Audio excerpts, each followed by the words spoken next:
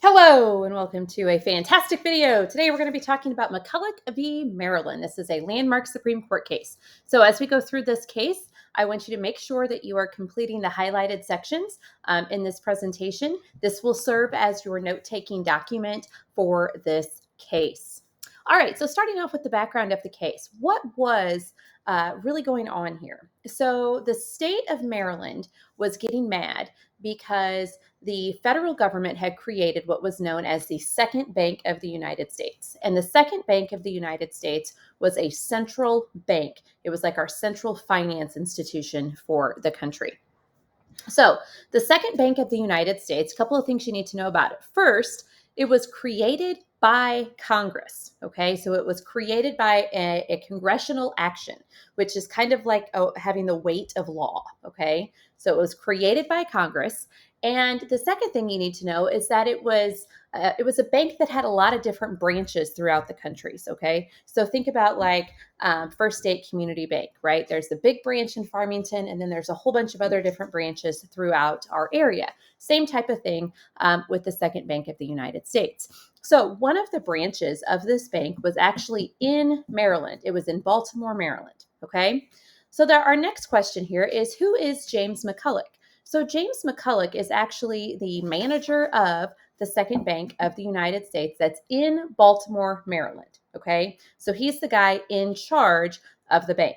Our next question is, what action did Maryland attempt to take? So first of all, I want you to think of what we've talked about with federalism so far. In our federal system, there are certain things that the federal or the national government can do, and then there are certain things that the state government can do, right? One of the things that a state government can do is tax within its borders, okay? So Maryland thought that since the Second Bank of the United States was within the border of Maryland, they thought that they would be able to place a tax on the bank, okay? And Maryland thought that they would be able to do this. Like I said, they thought that they would be able to do this because the bank was within their border, okay? So they thought they could tax the bank, and they thought they could do that since it was in their border. All right, so what's the constitutional issue here? The constitutional issue, there were actually two questions that the Supreme Court was trying to answer.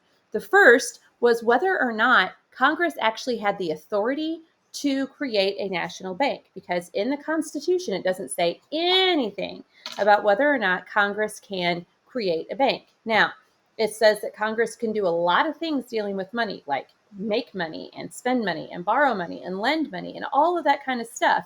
But it doesn't specifically say that Congress can make a bank.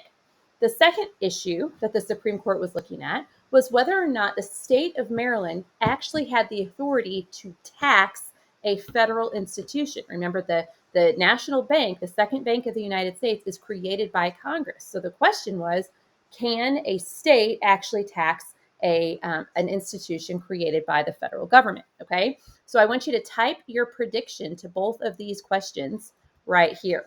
Okay, does Congress have the power to make a bank, and does Maryland have the authority to tax it? Okay, so the outcome of the case. Now, shocker, the state of Maryland lost in this case. Okay, so the Supreme Court ruled in favor of James McCulloch for two main reasons. The first reason is that it said that even though powers aren't specifically listed in the Constitution given to Congress, like they're not all of the Congress or all of the things that Congress could possibly do is not spelled out in the Constitution, that doesn't mean that they don't have those powers. Okay, so the Supreme Court ruled in favor of James McCulloch, saying that, number one, yes, Congress does have the power to make a bank. And even though that specific power isn't written in the Constitution, it's what we call an implied power. Okay, it's an implied power of Congress, which means even though it's not written down, they still have the power to do it. Okay, and the second reason that they ruled in favor of James McCulloch is because they said, according to supremacy, that concept of supremacy of national law, a state cannot tax a federal institution. They cannot hinder a federal institution. And it doesn't really matter what it is. The state, any state, can't tax the federal government, even if the federal government's entity is within the boundary of that state. Okay? So the McCulloch v. Maryland case is very important. It is a landmark case because it established that Congress has implied powers beyond what is listed in the Constitution. Okay, so I do have a fun rap for this just to help you remember it. So we're going to sing this to the tune of Take Me Out to the Ball Game. Are you ready? Okay. McCulloch and Maryland got in a fight over a national bank. The court stepped in, said McCulloch would win, and implied powers of Congress came in. Maryland tried to tax a federal bank. The court said, you can't do that in the USA. Woo! And I will stop there. If you guys have any questions, please let me know. Bye.